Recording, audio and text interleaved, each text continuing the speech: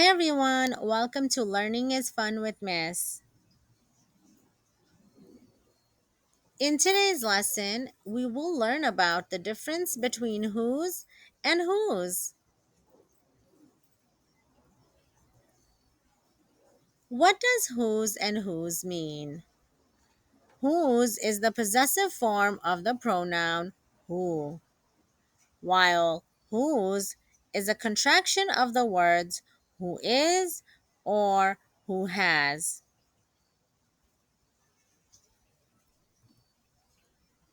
When do you use whose? The word whose is possessive and it is often used as an adjective, which is a word that describes or clarifies a noun or a pronoun.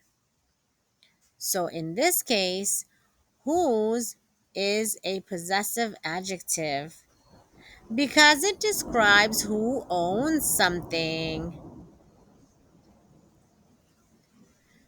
Traditionally, whose was only used to describe a person or several persons, as in Sarah, whose dog is cute, just arrived.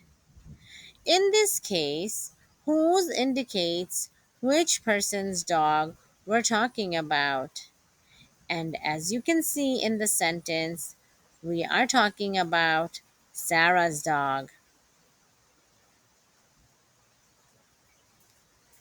Imagine it's raining and you grab an umbrella, only to realize later that it isn't yours. You might ask your friend, whose umbrella is this? In other words, you're asking who owns the umbrella. When do you use whose?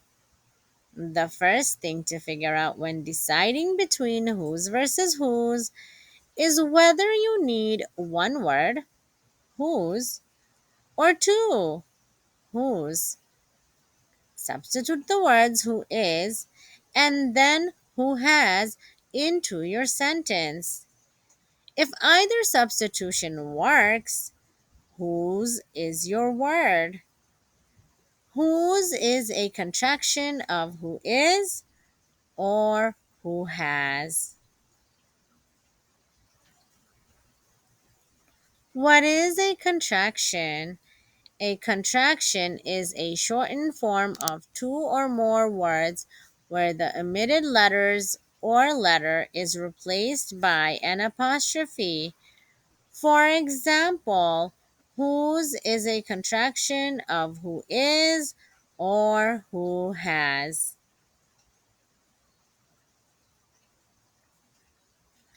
So, when the bears in Goldilocks and the three bears ask each other who's been sitting in my chair, it can also be understood as who has been sitting in my chair.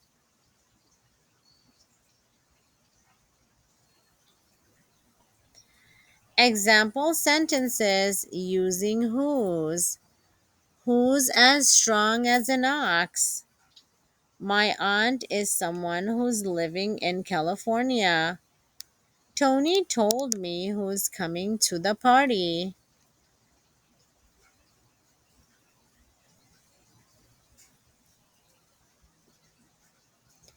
Example sentences using whose. Whose dog chewed up my homework? You and whose army? The ring came from a fire whose light was as bright as a star. When I figure out whose paper this is, I'll sign it.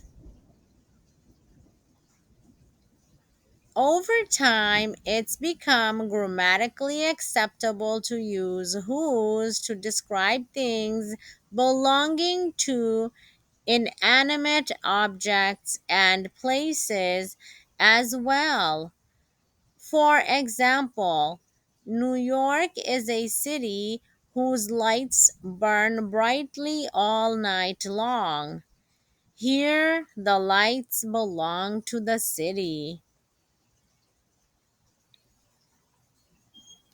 I hope this video was helpful, and I'm glad you watched it with me. In today's lesson, we learned about the difference between whose and whose.